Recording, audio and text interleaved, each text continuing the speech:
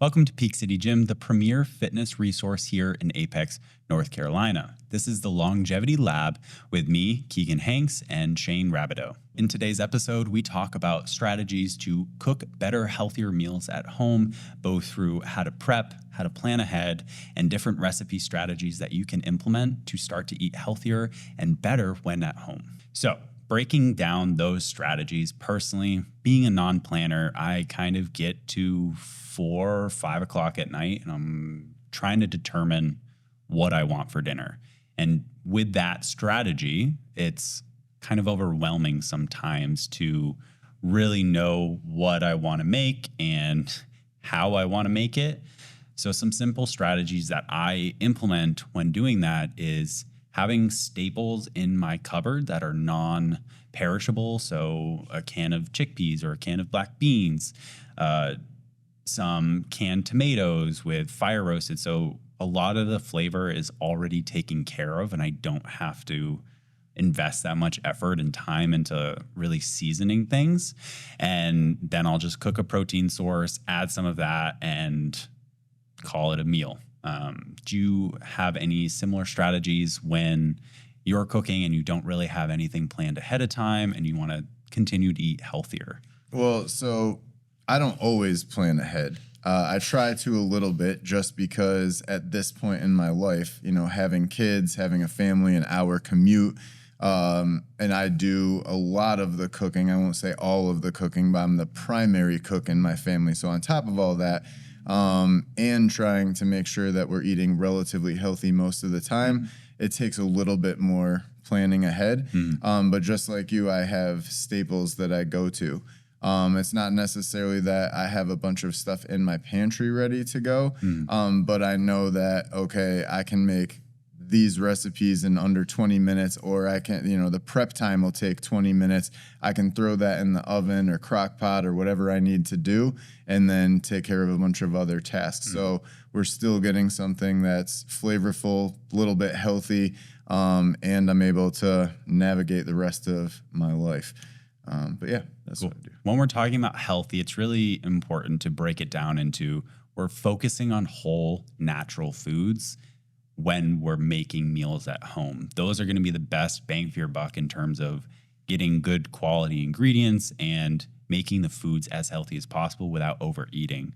When we're making meals, if we're using a lot of pre-prepared meals of fried chicken or things like that we can just kind of throw in an air fryer, potato wedges, French fries, whatever. The issue with those is that they're just so easy to overconsume. So we can end up eating a lot more than what necessarily we would eat if we were just to have a baked potato or a chicken breast. So these strategies are ways of making meals easier to make. Crock pots are another thing, or putting them in the oven, getting some roasting pans. These tools can help you really easily plan some meals, spend 20, 30 minutes maybe prepping food and then just throwing it all in one pot. And then you have a really good, high quality, healthy meal to just come home to, or you can continue to work. You start it at noon or lunch if you work from home, and then have that ready when you do end up needing to have meals and you're ready to go. When you're actually finding these recipes, do you have any strategies on finding healthier options online or? Oh yeah, for sure. I mean, I like to cook, and if you look back at some of my Instagram stuff, or you look at like the Peak City Gym Clean Sheets recipe guide, we used to have recipe cards up at the front desk. I mean, all of the pictures that we take for those are in my kitchen. They're the things that I've cooked. So I like to cook. But I'm not a chef coming up with my own recipes. Actually, when you came along and we were talking about all the AI stuff, and one of the major complaints in here is people who are cooking for one or cooking for two, and there's either way too much left over or something like that.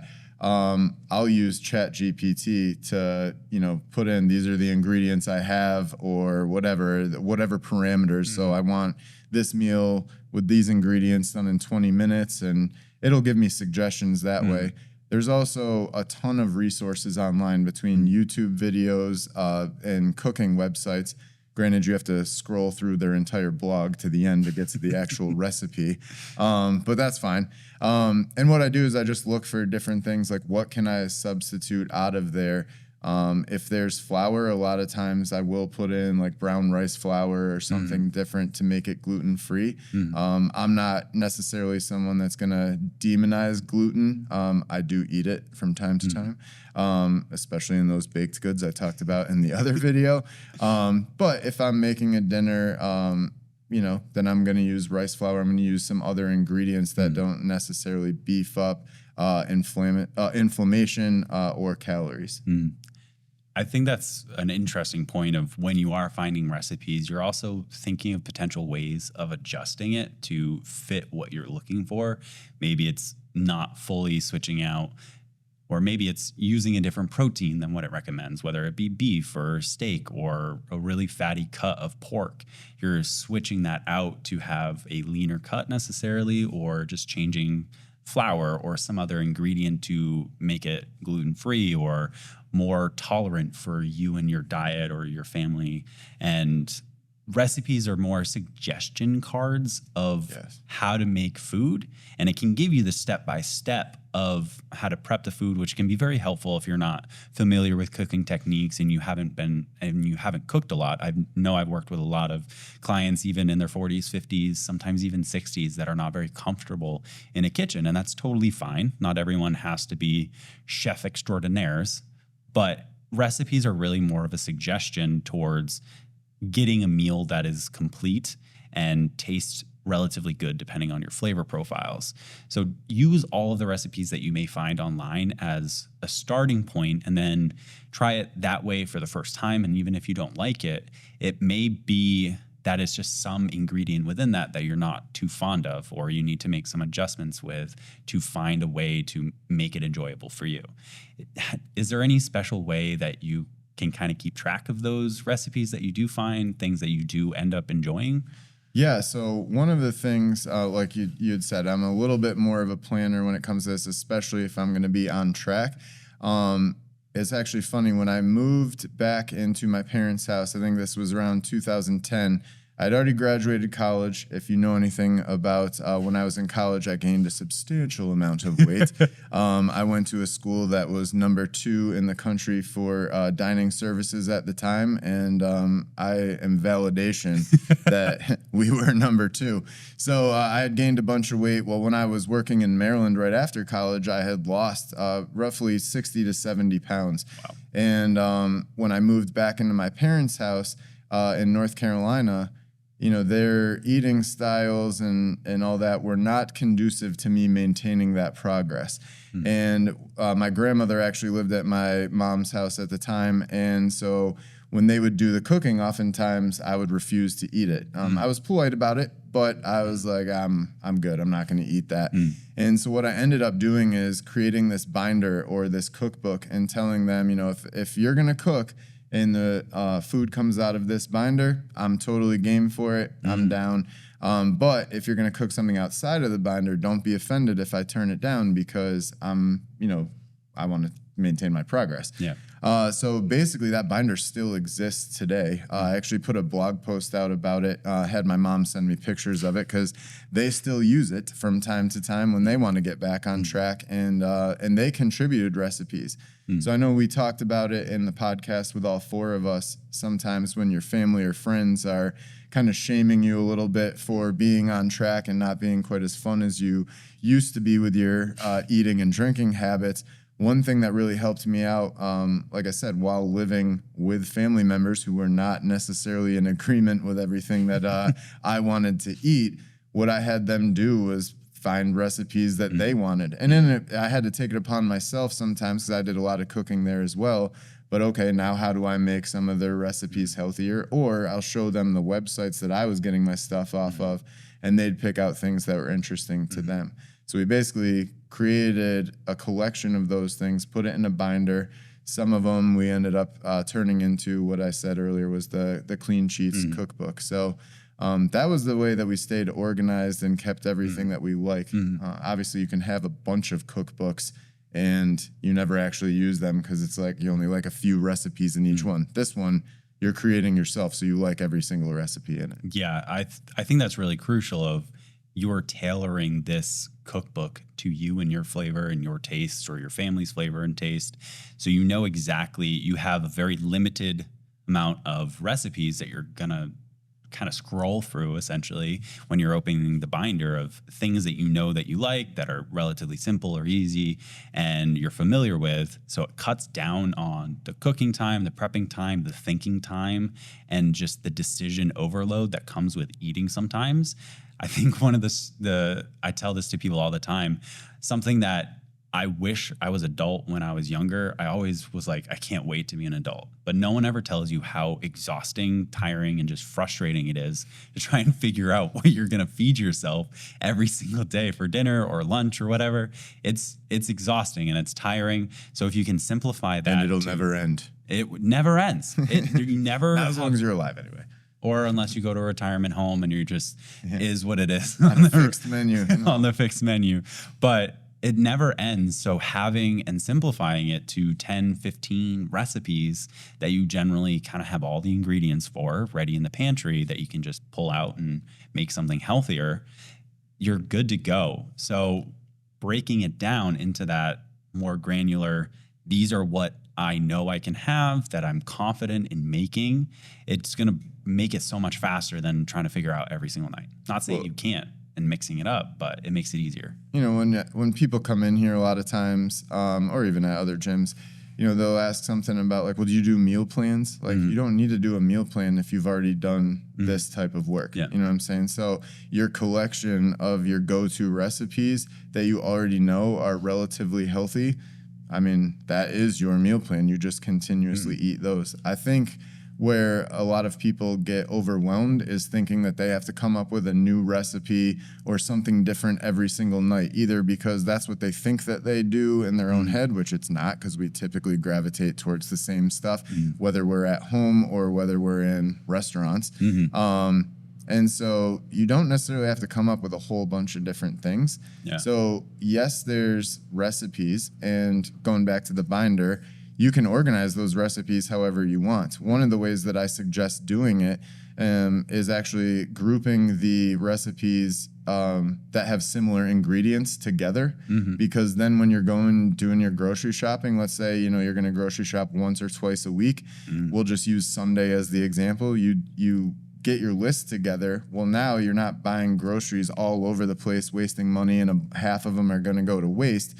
You're actually buying stuff that, okay, you're going to use this for 2, 3, maybe 4 recipes. Nothing's going to waste. You're saving more money, and now you have healthier things ready to go. On top of that, I think the next step of getting frustrated is people think that prepping actually means that you're just living out of Tupperware and that you're going to cook everything on Sunday and still be eating all of that stuff on Friday that you cooked on Sunday. Right, that may be acceptable. However, a lot of times that's going to be a no thanks for me, and I am the prepper. So when I'm talking about prepping, and especially if you organize those recipes by similar ingredients, you can prep by just having a bunch of those ingredients sliced up or whatever. Not everything has to necessarily be cooked. It's all about setting yourself up for success and efficiency later on in the week when you're actually doing the cooking. And so that's where I think 2 of the biggest obstacles can be overcome with that binder is you already have a bunch of recipes and a meal plan ready to go. And then the prep work is get similar ingredients, do some of the, you know, light prep work in terms of chopping up vegetables, getting marinades and all that stuff together, and then figuring out what day works best for you to actually put those meals together. Yeah. With prepping, there is sometimes just a front load of work to make it easier for yourself in the end. And you do kind of have to suck it up a little bit to get to the point of actually getting through that prep work, because it's not the most fun thing. No one really enjoys it. There are some strategies of getting it easier if your resources allow, buying pre-prepped vegetables, or you just buy smaller vegetables and you chop them up yourself. But sometimes it's trial and error of just finding what works for you. And that kind of comes with most things in health and fitness, or with nutrition especially. It's just try some stuff. you're going to mess up eventually. And you make adjustments based off of things that you learn from that trial. So with some recipes, you may not enjoy them and they're just going to go in the bin and you'll go to the next one. The internet's amazing. There are so many different options and resources out there. AI, with the invention of AI or the advent of AI, it's bringing so much value to just make those simple tasks of going out and finding recipes or making adjustments to recipes super easy and giving you a lot of good advice. And there's some great free resources out there of AI to adjust recipes to fit your liking, or there's some paid options of that just like build a whole meal plan for you, build your recipes and your shopping list and your grocery list, and just giving you all of that, and it just takes all of the thinking out. I know my Fitness Pal has that option as one of their paid tiers. Sorted Foods is another really good one of some YouTuber chefs that I follow for probably 6-7 years now. They developed an app where it builds recipes, or you can choose what recipes you want to do, and it builds a shopping list for you, and it carries recipes or carries ingredients across the whole week, so you know exactly how much to buy at the beginning of the week, and it's going to hold you over through all of the recipes throughout the course of the week. So those are some paid options of making it really simple and easy for you. It doesn't have to be that developing your own recipe book and binder that you can kind of go through, and grouping everything can make it easier for you to know exactly what you need to do. But there is going to be some more legwork for you to find those recipes and to get all the ingredients and think about the amounts of the ingredients that you need each and every week. But eventually you'll get better at it. And that's kind of life. You get better at things. Yeah, and those paid options are definitely great, especially if you're looking for some variety in your diet and things like that. Maybe you don't have some staples that you would already go to. Those would be some good options to find some recipes and shopping lists and things like that. I talked about 2 major obstacles that people have already, but the third one is I got to constantly track, and no, you don't. You don't have to constantly track every little thing. Once you have those 10 or 15 things down, you pretty much know what your calories and your macronutrients and maybe even some micronutrients, if you're paying attention to those, you know what your intake is going to be because you're being consistent with things that you already like and things you've already figured out. So that's really, I can't say enough about planning and prepping. I know I talked about this a little bit in the other podcast as well, where people will get to the end of their day with the tracking stuff and they're trying to recall. They're trying to recall things that they forgot. And then not only that, but okay, let's say you overate or underate, you get enough protein, or you way overate on carbs or something like that. I mean, you don't find out until the end of the day. So having that binder, having some of those services that you're talking about where they're already preloaded in there, you can plan ahead, and then you don't have the frustration or the stress of finding out like, oh, I went over by 600 calories today, which, by the way, if you do every single day, you'll gain 15 pounds in 3 months. But anyway, yeah, so it really prevents you from overeating, from undereating some of the macronutrients. And like I said, it just keeps you consistent and stress-free as long as you're thinking ahead and staying ahead of the curve. One of the best hacks or ways to make dieting and nutrition super simple is just focusing on whole foods. I kind of mentioned this earlier, of just negating the use of any pre-prepared foods in your diet makes it really hard to overconsume. If you're able to just focus on getting whole foods, and then maybe if you feel confident with just getting whole foods, you emphasize your protein a little bit more and get towards your protein goal of 0.8 to 1 gram per pound of body weight, you're going to be 90% of the way there. And if most of our clients were able to keep that consistent for months, and the key is being consistent of it for months and months, you're going to lose and be in that kind of general weight range that you feel comfortable at, because you don't need to get granular and weigh everything and measure everything. I have done that. I've lost 36 pounds in 12 weeks to get ready for a bodybuilding show. Would I recommend the strategies that I use to lose all that weight to anyone of my clients that I've ever worked with? No. It is miserable. It's not fun. The foods you're eating are so boring. I did have a strict meal plan of blueberries and oatmeal and weighing everything out, and then having ground beef and a sweet potato and broccoli. And I had to eat the skin on the sweet potato because otherwise I wouldn't get enough fiber in my meals and I would have very loose stool. Like getting that granular is not necessarily healthy or even what you need to do for anyone that we train to be where they want to be. Just focusing on those whole foods and getting enough protein. If you're able to only focus on the whole foods, you're going to be 90% of the way there. All right, number one, I think bodybuilding definitely ruined planning or meal planning, meal prep, whatever you want to call it. Yeah. Because that is what people think of. They're like, oh, I can only have chicken and rice. It's got to be in Tupperwares. You know, it's just a mess. And really, like you said, yeah, that's a sport. That's not. They're not doing it for health. You're doing it for performance. And in that case, it's to be super lean and have your muscles pop on stage.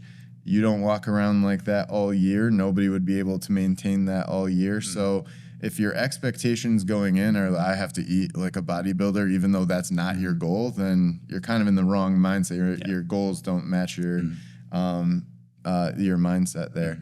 The other thing with what was I going to say about that? Oh, with the whole foods. So that's the other thing is, you know, we talk about recipes. You don't always need a recipe. Yeah. Right? It doesn't always have to be like some like light chicken parmesan. Like it can be, you know, I had a steak, I had chicken with a vegetable and something else. It does, you know, some fruit. I think a lot of people put pressure on themselves that they have to make this elaborate recipe or else, you know, they're, I don't know, maybe a failure in their family's eyes for not delivering this perfect meal. Now, my mom, if she listens to this, will be very upset because every night that she cooked chicken, a vegetable, and something else, and I was complaining about it. You know, but it's true. Right now, I have a Blackstone out in my garage. Yeah. We use that thing all the time. I have Good Ranchers is a subscription service for meat. So I get New York strip. I get Angus patties, you know, bacon, other stuff already delivered to my house every month. So I know it's quality meat. I know I'm going to hit my protein goals because there's plenty of it. I get chicken from there too, in my garage. And like you said, throw some seasonings on there, maybe some marinades. And usually those are fairly low calorie. Seasonings most of the time are like no calories almost. But I think where people do get into trouble is with some of the condiments and not, you know, recognizing, oh, I cooked with butter, I cooked with oil, I used this barbecue sauce, and all of a sudden a meal that started out relatively healthy all of a sudden had like 300, 400 calories extra that you didn't account for because of what you cooked with. So on top of whole foods, not every meal has to be elaborate, but watch what you're cooking with and the condiments you're using, because if you're not tracking those, they're still adding up. Condiments can be really, really sneaky, especially with salads. I think that's so common. I don't personally enjoy salads predominantly because I don't add salad dressings to them. And that'll do it. And that's mainly because I don't want to add all of the extra calories, because it's not something that I overly enjoy that much. I don't love salads. If you love salads and you love the leaves, do you? But that's just not me. And I'm not going to... is not a lover of leaves.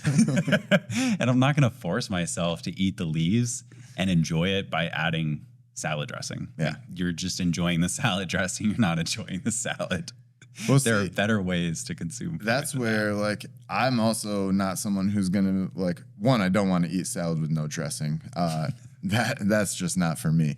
You're not built like me, I guess. No, I'm not. And I didn't do any bodybuilding or anything like that. But I do have some experience in gaining and losing weight several times. So one of the favorite recipes that I have, and I don't think I put it in the Clean Sheets recipe.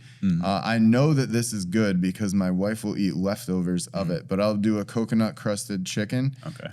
So is it fried? No, it's not, but it's pan fried, you know, once the coconut's on there. So it comes out golden and nice. But I put that over a spring mix. Okay. And then Ashley, my wife, she likes fruit in her salad. So we'll put strawberries, blueberries. We'll put white onion. Sometimes I'll also do some walnuts in there. Okay. Or sorry, pecans, not walnuts in that one. But anyway, that comes with honey mustard vinaigrette that I put on it. So all of that stuff is relatively low calorie. It's, got a ton of fiber. It's got a ton of micronutrients with the fruit. And you don't feel like full and nasty. You didn't put 1,000 calories of ranch or anything on it. So there are some recipes and some salads that I will enjoy. But yeah, I gotta have dressing on those. I can't just. That is one that I would probably enjoy. Yeah, it's good. To be fair. So would you say that's probably a healthier version of one of your favorite recipes?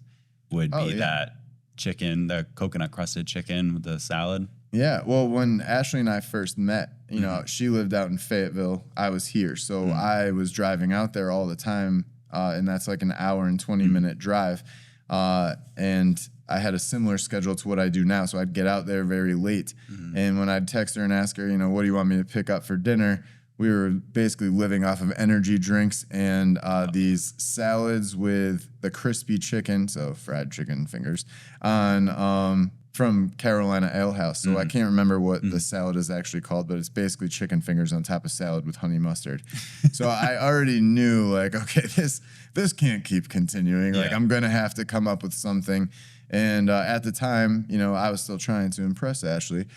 So I was making sure that I was cooking things that she would like. And I just basically, that's what I've done with a bunch of recipes, is I'll take things that either clients have suggested that aren't necessarily that healthy, or stuff that I know me and Ashley like a lot. And I'll be like, all right, how can I twist this, make it a little bit healthier, where, it does hit the spot, but it's not going to be the same, 3,000 calorie salad that we were getting from Carolina Ale House. So I do have a girlfriend, but I still am living on my own. So I'm kind of a bachelor. And whenever I'm feeling really lazy, really tired, have not thought or planned a meal for that day, I eat a lot of food. You don't have to do the volumes that I do, but I'm a rather large individual. So I'll have a whole pound of ground turkey or ground chicken or ground beef, and I'll always do the leaner ground beef, like 96.4.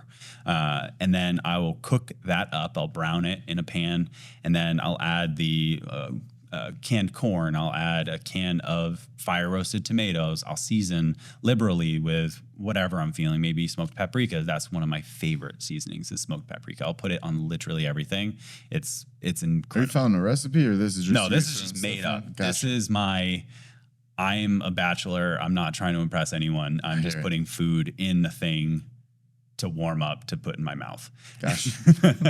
And so it's a pound of ground, whatever, a couple cans of maybe chickpeas, the tomatoes, the corn, maybe some other vegetables, and then seasoning.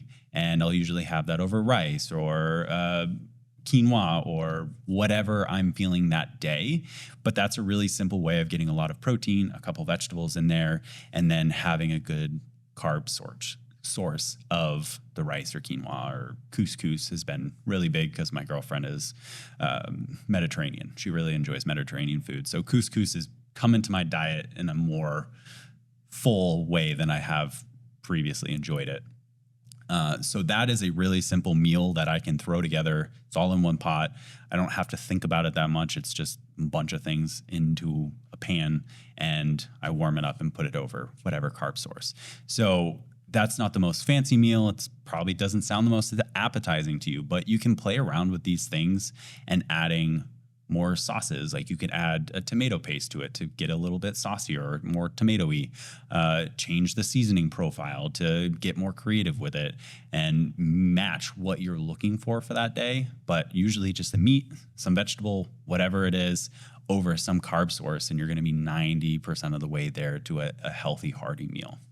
Well, I think what you were just talking about is pretty important when you're trying to stay consistent and on track, but you're also looking for variety, because you said all those same ingredients, but then adding in a tomato paste or changing up the seasoning. So even though you're eating the same foods, you're still getting different flavor profiles. You're still able to have that variety that, again, your food's not going to waste, and you're getting the variety where you're interested. You're not burning out all within a week or two of, your new quote unquote diet plan. If you are super busy, like ultimately I have maybe 10 minutes of prepping food each and every night, but you maybe have a little bit more time during the weekends. Batch cooking protein is usually a really good strategy of having something really good for you when you get home, and you can batch cook it and then freeze it. So you heat it up again whenever you get home in the air fryer or in the oven or whatever, or you just batch cook it, put it in the fridge, and then it's ready for you. I would suggest just a little salt and pepper so it's a neutral flavor, and then you can season it however you want when it comes to that meal. And then don't be afraid of using frozen vegetables. Frozen vegetables have gone a long way since probably decades ago, where they lost a lot of their nutrients and their value. But now with how good processes are, frozen vegetables have all of the same nutrition that a fresh vegetable would be, unless maybe you grew it in your own garden. So don't be afraid of those. You get some frozen vegetables, throw that in the microwave or throw it in a pot or a pan. Have your protein already prepped, because usually that's going to take the longest to cook. You put those all together and you've got a relatively healthy quality meal that took 5-10 minutes to put together. Yeah, one of the things that I like to do, and again, these are in the Clean Sheets cookbook. I've also sent them out to emails, people that are on our email list, is sheet pan recipes. So again, similar to what you're talking about, it's basically one pan that you're cooking it in. With us, I'll use one example. It's like chicken sausage, sweet potato, Brussels sprouts, a couple other ingredients. Basically put it in a sheet pan, put it in the oven for 20 minutes, and it's good to go. And you also can freeze the leftovers. So there's been plenty of times that I'll make 2 batches of it and then freeze some of it. So that way, if I'm in a jam, then we can just take it out of the freezer and heat that back up. You can use any protein with that as well. Anything that's going to roast relatively evenly. I probably wouldn't do steak tips in there. Yeah, no. But like cubed chicken breast, cubed chicken thigh, any other sausage or anything would be a good option in that. Yeah, no, for sure. That is good stuff. And I hope my grandma's listening to that, because she's the one who asked that question about switching out the protein. But like you said, batch cooking the protein is super important. That's where most of our people that we see struggle the most. And I think that's partially because, you get home and it's like, oh, what's the quickest thing? Well, whatever pasta dish is this, that's easier to, like, I'll just boil some water, throw some tortellini or whatever in there, and then I'm good to go. And they're loading up on carb sources more than the actual protein. What are your 3 biggest takeaways for having healthier, more nutritious meals when it comes to cooking for yourself at home?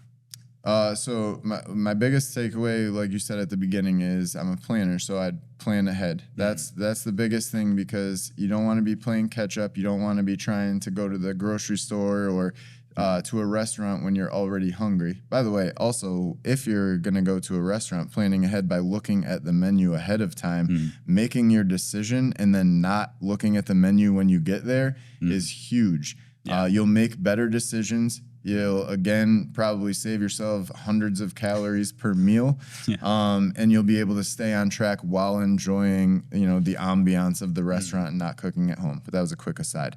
So, yeah, planning ahead, and then also making sure that protein is taken care of first. We've said that time and time again. We'll do an entire podcast on protein and the importance, because I know a lot of people still think, protein is just for dudes and bodybuilders, and if you want to look swole, and that is absolutely not true. In fact, it's even more important for people over 40 and the further they get away from 40 for various reasons, which again we'll cover in a different podcast. So make sure you subscribe so you can see when that podcast comes out next. Absolutely. And then the third thing I'd say is the biggest takeaway is just making sure that you're able to group things together for efficiency, but also use those seasonings and other things as a way to add variety to your diet, which otherwise could end up being a little bit boring and lead to burnout. If you can just tweak it a little bit each time, I think you're going to go a long, long way. For me, it really comes down to getting that protein taken care of, having that be the primary focus when you're deciding on what meal to make at home. And once you have your protein down, then it comes down to providing yourself a little bit of variety so you don't get burnout, you don't get frustrated with how terrible your meals are. I know a lot of people that will kind of become not necessarily obsessed, but they'll cook the same meal for weeks on weeks on weeks because it's simple. They know what it is and they know the macronutrients or the calories in it, so they don't have to think about it. But then after that, they get burnt out. They don't want to eat that meal anymore, and then they can't find another one that kind of fits that niche. So they kind of go back to eating the way that got them in the issue before, where they decided that they needed to have this really strict diet. So adjust the seasonings, the flavors in ways that makes it more enjoyable for you. And there's really just so many things that you can do with seasonings to make the flavors different. You can do a Mexican flavor, you could do Asian flavors. Those are relatively simple, and all of the seasonings and ingredients you'd need for that are generally going to be shelf stable, so you can keep them for a relatively long time without having to go and repurchase them. So you can go through phases with that. And then last but not least is giving yourself some grace when you do mess up, or when you do go out and you're not able to choose the best recipe, or you do fail at making a recipe. Just give yourself some grace.